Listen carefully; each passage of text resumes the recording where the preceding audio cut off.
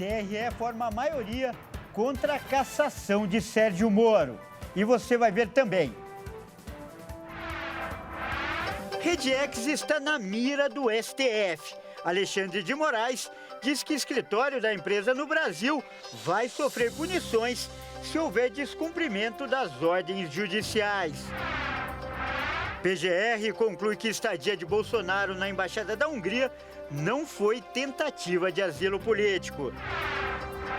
Enel terá que pagar multa milionária por apagão em São Paulo. Insatisfação dos clientes é grande. O prejuízo não é só meu. Quantos paulistanos estão sofrendo com isso?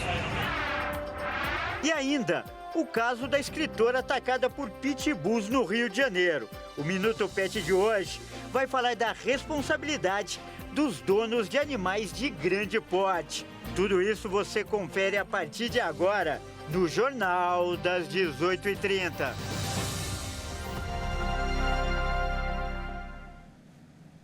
Olá, seja muito bem-vindo. Nós estamos ao vivo. São 18 horas e 33 minutos pelo horário de Brasília. Eu sou o Kleber Werneck e a partir de agora você acompanha comigo as notícias do Brasil e do mundo desta terça-feira. E olha só, nesse momento acontece o julgamento do senador Sérgio Moro no Tribunal Regional Eleitoral de Curitiba, no Paraná. Moro é acusado de abuso econômico nas últimas eleições. Vamos então ver agora imagens ao vivo do tribunal. Dos 7 juízes que avaliam o caso, 6 já votaram e o julgamento vai para sua reta final. O placar de momento está 4-2 contra a cassação do mandato do senador, ou seja, já há maioria para a manutenção do mandato no Senado Federal. O desembargador Anderson Ricardo Fogaça foi o último a votar e votou a favor de Moro. Resta ainda o presidente do tribunal, Sigurd Roberto Bengtsson. Mas é importante lembrar que esse julgamento ainda é em primeira instância e cabe recurso. O caso deve seguir para o Tribunal Superior Eleitoral, o TSE. E olha só, o ministro Alexandre de Moraes, do Supremo Tribunal Federal, negou o pedido da Redex no Brasil para não ser responsabilizada pelo conteúdo das redes sociais. A alegação é que o controle é feito pelos escritórios que ficam nos Estados Unidos e na Irlanda. Moraes não aceitou o argumento. O ministro disse que o pedido feito pelo escritório brasileiro do X beira a litigância de má-fé. A solicitação do X no Brasil ocorre depois que o dono da rede, o bilionário Elon Musk, ameaçou reativar contas bloqueadas pela justiça brasileira. Moraes não concordou com a argumentação do X no Brasil de que não tem controle sobre decisões judiciais. Segundo o ministro, não há dúvidas da plena e integral responsabilidade jurídica, civil e administrativa da X Brasil Internet Limitada. Para o ministro, o pedido do X Brasil representou, na verdade, uma tentativa de garantir uma blindagem para os representantes no país. A Polícia Federal abriu um inquérito para investigar o empresário Elon Musk. O bilionário é suspeito de obstrução da justiça, incitação ao crime e organização criminosa. As primeiras ações devem ser diligências no próprio escritório da X no Brasil. Olha, e o presidente Luiz Inácio Lula da Silva também criticou Elon Musk nesta terça-feira. Sem citar o nome do empresário, Lula disse que o bilionário vai ter que aprender a viver aqui. A fala aconteceu durante um discurso no lançamento de uma parceria com municípios da Amazônia. Vamos conferir. Temos gente que não acredita que o desmatamento, que as queimadas prejudicam o planeta Terra.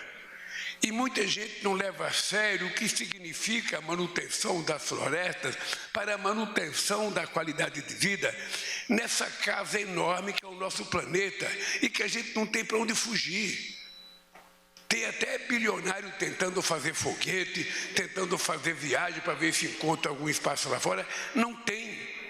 Ele vai ter que aprender a viver aqui. E ele vai ter que utilizar muito do dinheiro que ele tem para ajudar a preservar isso aqui, a melhorar a vida das pessoas. A estadia do ex-presidente Jair Bolsonaro na Embaixada da Hungria, em Brasília, isso no mês de fevereiro, não foi uma tentativa de pedir asilo político. Essa é a conclusão da Procuradoria-Geral da República. A conclusão da Procuradoria-Geral da República foi comunicada ao Superior Tribunal de Justiça, o STF. A PGR entende que não há motivos para que Bolsonaro seja preso ou sofra sanções mais graves. O processo está sob sigilo. O ministro Alexandre de Moraes é o relator do caso que investiga uma suposta tentativa de golpe de Estado. Agora cabe a Moraes decidir se arquiva ou se continua as investigações. O episódio da embaixada foi incluído nesse inquérito. A defesa do ex-presidente disse ao ministro do STF que havia ausência de preocupação com a prisão preventiva e que é ilógico sugerir que a visita dele à embaixada de um país estrangeiro fosse um pedido de asilo ou uma tentativa de fuga. Bolsonaro teve o passaporte confiscado pela PF em 8 de fevereiro, 4 dias antes de ir à embaixada da Hungria. Dirigentes de empresas de ônibus foram presos hoje em São Paulo. Eles são acusados de ligação com o crime organizado. A repórter Maria Clara Leite traz mais detalhes. Na operação foram cumpridos 52 mandados de busca e apreensão relacionados aos dirigentes das empresas UpBus e Transwolf, suspeitos de ligação com a facção criminosa Primeiro Comando da capital.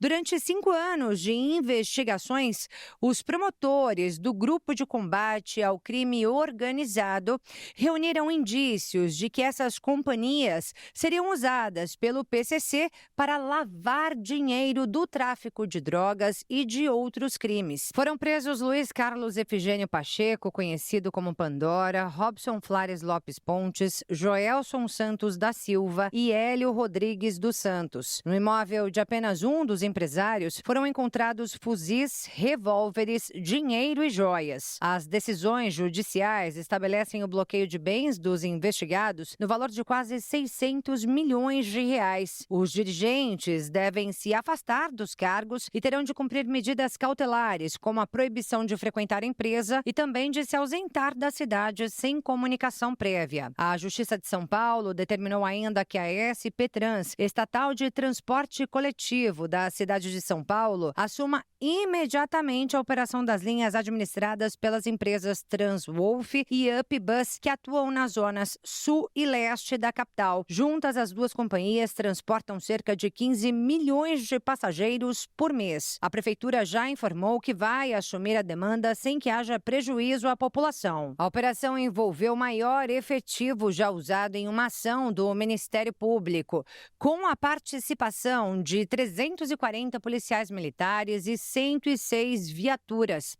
E além aqui da capital, as ações aconteceram em outras cidades da Grande São Paulo e interior paulista. E no Rio de Janeiro, o crime organizado instalou câmeras de segurança para monitorar as operações policiais em bairros da Zona Norte. E agora quem traz os detalhes é o repórter Anderson Nascimento. A luta contra o crime organizado vem evoluindo. O uso de equipamentos, câmeras e drones tem sido instrumentos de trabalho tanto dos órgãos de segurança pública quanto dos grupos criminosos. Na última segunda-feira, a Polícia Civil prendeu 2 homens em flagrante em Braz de Pina, na zona norte do Rio. Ambos estavam instalando câmeras numa das ruas da região, a fim de monitorar a movimentação policial. De acordo com as investigações do setor de inteligência da polícia, os equipamentos estariam sendo colocados a pedido dos chefes do tráfico de drogas do complexo de Israel. Denúncias anônimas indicaram aos policiais que a instalação das câmeras nas ruas foi uma determinação do traficante Álvaro Malaquias Santa Rosa, o Peixão, que comanda o tráfico de drogas no complexo e que conta com 5 localidades: Vigário Geral, Parada de Lucas, Cidade Alta, 5 Bocas e Pica-Pau. Os presos Edson dos Santos Bernardo Júnior e Robert Lucas Lima Barbosa estavam fazendo a instalação do equipamento, foram questionados sobre a ordem de colocação do aparelho e eles afirmaram que estavam prestando serviço para uma empresa situada em Parada de Lucas, não sabendo dar detalhes sobre a razão social da empresa. Com os homens, os policiais apreenderam outras 5 câmeras que estavam instaladas em diferentes pontos da rua. E veja a seguir, Enel terá que pagar multa milionária por apagão em São Paulo. E ainda, o Minuto Pet vai falar do caso da escritora atacada por pitbulls no Rio de Janeiro. Nós voltamos já.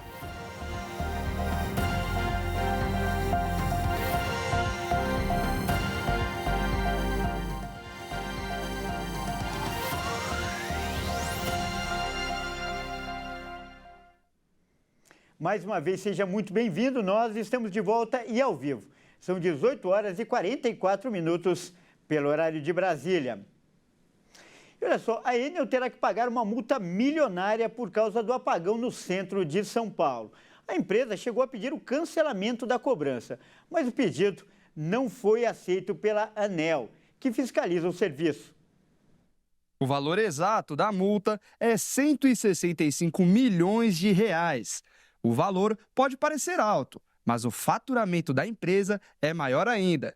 Em 2023, a Enel teve um lucro de mais de R$1 bilhão. A multa foi aplicada pela ANEEL, que fiscaliza o serviço. A Enel, por sua vez, ainda tentou se livrar da cobrança e entrou com um recurso, mas o pedido foi negado. A alegação é que a empresa falhou no atendimento dos clientes e demorou para restabelecer a energia nos bairros. De acordo com a própria Enel, 25% dos clientes de toda a cidade foram afetados pela queda de energia. E as reclamações não vêm de hoje. Desde 2018, a Enel está no top 10 das empresas que mais recebem reclamações no Procon. E as reclamações aumentaram mais ainda com as últimas quedas de energia. Comerciantes e moradores foram prejudicados. Nós perdemos algumas mercadorias, tivemos 2 motores de geladeiras, tivemos o custo de 2 motores e a mão de obra para arrumar. Entendeu? A parte desagradável foi para os clientes que chegavam para jantar e não tinha força, não tinha luz, tanto na quinta à noite como na sexta-feira de manhã. À tarde, porque quando voltou a luz não tinha mais condições de você colocar a casa para funcionar, entendeu? E agora a insegurança que nós estamos tendo em relação a acreditar se vai não acontecer mais ou não. A gente pegou mercadorias e levamos sorvete, carne, peixes, mas 24 horas ligando, nem acesso a nada, a informação no caso. Para a gente não é só meu. Quantos paulistanos estão sofrendo com isso? E olha só, uma hidrelétrica da Enel, só que na Itália, explodiu nesta terça-feira. O acidente causou 3 mortes e 4 pessoas estão desaparecidas. A usina explodiu na cidade de Barge, no norte da Itália, e pertence à Enel. A causa do acidente ainda não foi descoberta. A maior suspeita é de que o transformador da empresa falhou e explodiu, causando um incêndio na usina. É possível observar nas imagens feitas pelo Corpo de Bombeiros uma densa fumaça saindo das instalações da hidrelétrica. Ela se espalha rapidamente e toma conta de toda a região. As autoridades locais realizaram buscas e investigações para salvar o máximo de pessoas possível, mas confirmaram que 4 pessoas desapareceram e 3 morreram na explosão. Em pronunciamento, a Enel afirmou que a barragem central da hidrelétrica está intacta e não corre risco de romper e causar mais acidentes. E terça-feira é dia de Minuto Pet, aqui no Jornal das 18h30 com a Caroline Povoleri.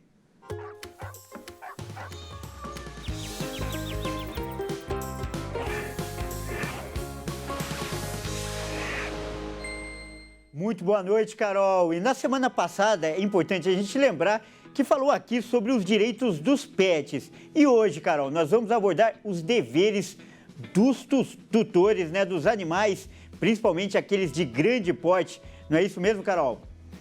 É isso mesmo, Kleber. Boa noite para você e a todos os nossos telespectadores aqui. Na semana passada, a escritora Rosiana Murray foi atacada por 3 cães da raça Pitbull enquanto caminhava na sua rua em Saquarema, no Rio de Janeiro. Os animais eram dos vizinhos da casa ao lado de Rosiana. A escritora perdeu o braço direito e uma das orelhas, mas graças a Deus não perdeu a vida. Já os 3 tutores tiveram a prisão em flagrante convertida para preventiva pela Justiça.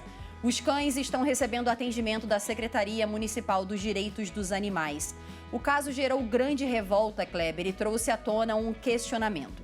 Quais são os deveres de quem opta por animais de grande porte como esses pitbulls? Afinal, não dá para jogar a responsabilidade somente nos animais. O Minuto Pet de hoje vai tratar sobre este caso em 2 aspectos: da parte legal e do comportamento destes animais. O advogado Leonardo Gerundi e o adestrador e especialista Lucas de Assunção são os nossos convidados hoje. Boa noite e sejam muito bem-vindos. Boa noite, Carol. Privilégio estar aqui com você mais uma vez. Gerundi, primeiro eu gostaria, começar por você mesmo, que você explicasse o que diz a lei sobre os cães da raça Pitbull.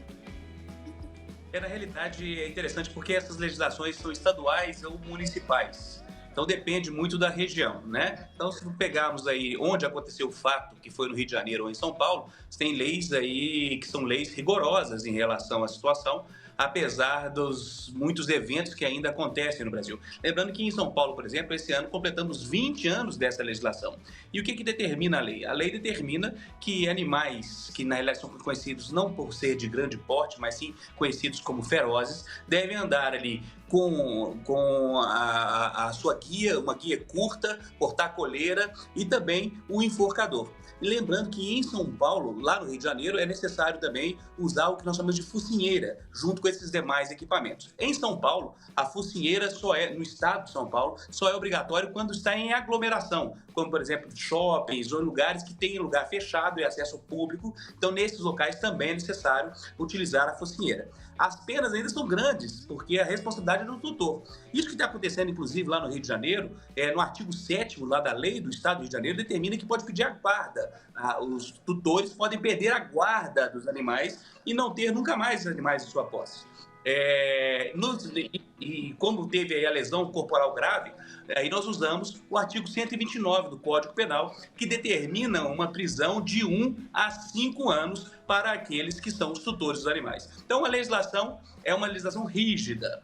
O que muitas vezes nós vemos é que nem sempre temos a eficácia na penalização ou na responsabilização dessas pessoas. Lembrando que ainda existem penas administrativas. Um policial, ao ver, por exemplo, que um animal está andando na rua sem esses equipamentos obrigatórios, ele pode multar ali imediatamente em até R$350 no estado de São Paulo.